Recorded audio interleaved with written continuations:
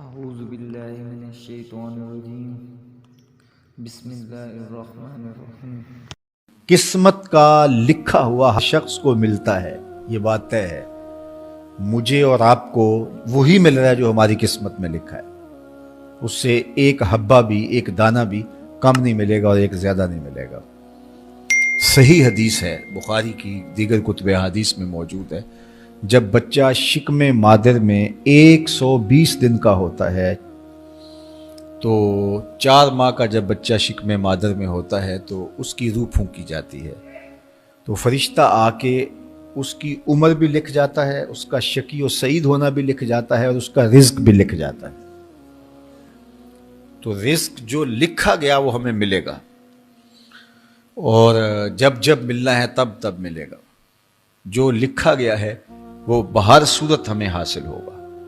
اب وہ جو ہماری قسمت کا رزق ہے اس کے حصول کا ذریعہ کیا ہے؟ بذریعہ حلال ملتا ہے یا اس کے ذرائع حصول کے وہ حرام ہیں؟ تو یہ اللہ کے ذکر کو چھوڑنے کی سزا یہ ہے کہ ملا وہی جو قسمت کا تھا، لیکن دولت عثمان نہ ملی، دولت قارون ملی۔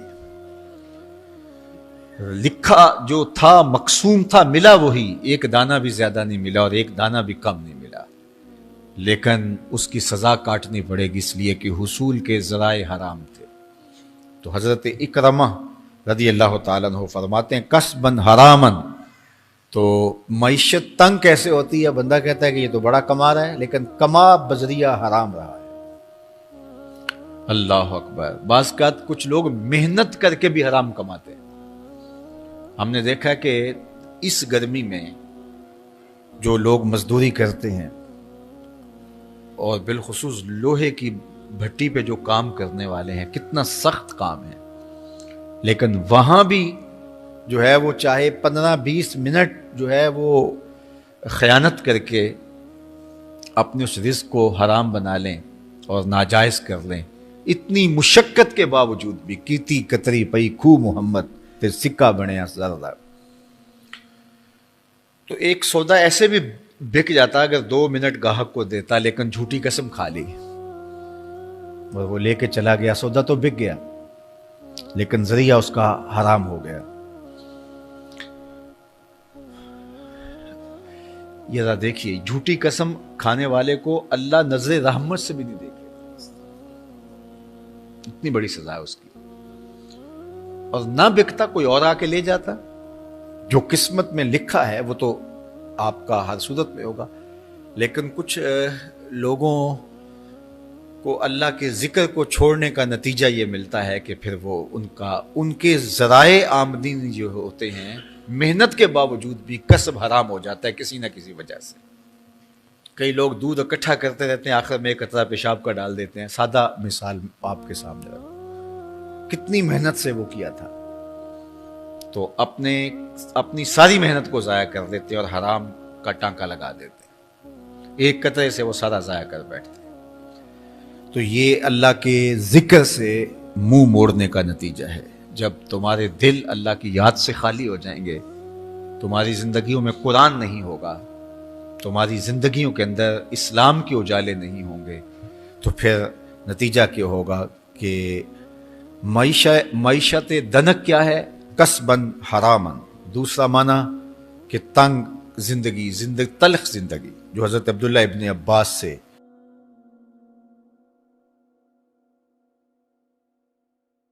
یہ امت خلیفہ بلا فصل، خلیفہ اول، امیر المومنین حضرت سیدنا ابو بکر صدیق رضی اللہ تعالیٰ عنہ کی مرہون منت ہے، ان کی احسان مند ہے۔ اقبال نے کہا تھا امن الناس بر مولائے ما، کلیم اول سینائے ما، ہستی او کشت ملت را چوں ابر، ثانی اسنین و غار و بدر و قبر۔ کہتے ہیں کہ وہ شخص جس نے ہمارے آقا و مولا پہ سب سے زیادہ احسانات کیے، اور میرے آقا کریم نے ارشاد فرمایا میرے اوپر جس نے بھی کوئی نیکی کی میں اس کا بدلہ چکا دیا دنیا پر ہی، لیکن ایک ابو بکر ایسے ہیں جن کی نیکیوں کا بدلہ قیامت کے دن رب ہی چکائے گا۔ یہ حضور علیہ السلام نے ارشاد فرمایا۔ اور پھر میں ما نفعنی مال احد قط ما نفعنی مال ابی بکر، مجھے کسی کے مال نے اتنا نفع نہیں دیا جتنا ابو بکر کے مال نے نفع دیا۔ اپنا سب کچھ حضور کی راہوں میں نچھاور کر دیا، مال پیش کیا، جان پیش کی، اولاد پیش کی، وقت دیا، ایک ایک سانس حضور کے نام کر دی۔ کہتے ہیں حضور علیہ السلام کا سایہ نہیں تھا، لیکن ابو بکر رضی اللہ تعالیٰ عنہ سایہ بن کے حضور کے ساتھ رہے، سائے کی طرح حضور کے ساتھ رہے، بدر کے ساتھی، حضر کے ساتھی، سفر کے ساتھی، غار کے ساتھی، حد ہو گئی مزار کے ساتھی۔ اللہ اکبر۔ ایک دن حضور ایسے نکل رہے ہیں مسجد نبوی سے تو کوئی لوگ داخل ہو رہے تھے، تو حضور کے دائیں ہاتھ میں ابو بکر کا ہاتھ تھا، بائیں میں حضرت عمر کا ہاتھ تھا۔ تو حضور ایسے دونوں کے ہاتھ پکڑ کے باہر نکل رہے تھے، تو کسی کو اندر آتے دیکھا تو اس کو دیکھ کر کے کہا قیامت کے دن ہم قبروں سے یوں ہی اٹھائے جائیں گے، میرے دائیں ہاتھ میں ابو بکر کا ہاتھ ہوگا، بائیں ہاتھ میں عمر کا ہاتھ ہوگا۔ اللہ اکبر۔ سیدہ کہول اہل الجنہ، جنت کے بوڑھوں کا سردار کہا، ابو بکر فی الجنہ، جنت کی بشارت دی، عشرہ مبشرہ میں سے پہلا نام حضرت ابو بکر رضی اللہ تعالیٰ عنہ کا ہے۔ فرمایا میرے دو وزیر آسمان پہ ہیں، دو وزیر زمین پہ ہیں۔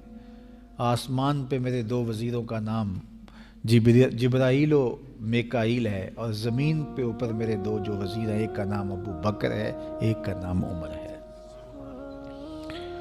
تو کیا شان ہے حضرت ابو بکر صدیق رضی اللہ تعالیٰ۔ ہر نبی کا صحابی عظمتوں کے معراج پہ ہے، لیکن جو شان حضور کے اس جان نثار کو دی گئی ہے، اللہ اکبر۔ قرآن نے بھی کہا نا وَثَانِيَ اثْنَيْنِ إِذْ هُمَا فِي الْغَارِ، اللہ اکبر، دو میں سے دوسرا، اللہ اکبر، جب وہ غار میں تھے، دو میں سے دوسرا، اس لفظ کی خوبصورتی ملاحظہ کیجئے، دو میں سے دوسرا۔ حضرت عمر کہا کرتے تھے، حضرت صدیق اکبر کا ذکر کرتے ساتھ رو پڑتے اور کہتے کہ ابو بکر میری ساری زندگی کی نیکیاں لے لیں، وہ غار والی ایک نیکی مجھے دے دیں، ساری نیکیاں زندگی کی ابو بکر لے لیں، ایک نیکی غار والی مجھے دے دیں۔ تو ان کی ساری نیکیاں ایک طرف اور ابو بکر کی ایک نیکی ایک طرف۔ اور حضرت عمر کہا کرتے تھے کاش میں ابو بکر کے سینے کا بال ہی ہوتا۔ کوئی کم شان ہے؟ یہ حضرت عمر کہہ رہے ہیں، یہ عمر جس کے بارے میں میرے حضور علیہ السلام نے فرمایا کہ میرے بعد اگر نبوت کا دروازہ بند نہ ہوا ہوتا، میرے بعد اگر کسی نے نبی ہونا ہوتا تو وہ عمر ہوتا۔ اتنی شانوں کے مالک۔ ان الشیطان یفر من ظل عمر، شیطان عمر کے سائے کو دیکھ کے بھاگ جاتا ہے۔ وہ عمر کہہ رہے ہیں کاش میں ابو بکر کے سینے پر لگا ہوا بال ہی ہوتا۔ یہ شان ہے، یہ عظمت ہے۔ سارے حضور کے صحابی عظمتوں کے معراج پر، لیکن ان کی شان ہی وکری ہے۔ کسی پنجاب شاعر نے کہا کہ سارے یار نبی دے سونے، نہیں کوئی اینا یاراں ورگا، نہ کوئی ہویا نہ کوئی ہوسی، اینا جان نثاراں ورگا، نہ اس دھرتی پیدا کیتا، اینا یاراں ورگا، اعظم شان صدیق کی دساں اکو یار ہزاراں ورگا۔ وہ عظمتوں کی کس معراج پہ امن الناس بر مولائے ماں، کلیم اول سینائے ماں، ہستی او کشت ملت راچو ابر، ثانی سنین و غار و بدر و قبر۔ بدر کے بھی ساتھی، قبر کے بھی ساتھی، مزار کے بھی ساتھی، غار کے بھی ساتھی، اور اسلام کی کھیتی کے لیے ابر بہار کی طرح برسے اور سیراب کر گئے، اور اس امت کے لیے انہوں نے جو کام کیا وہ انہی کا مقصوم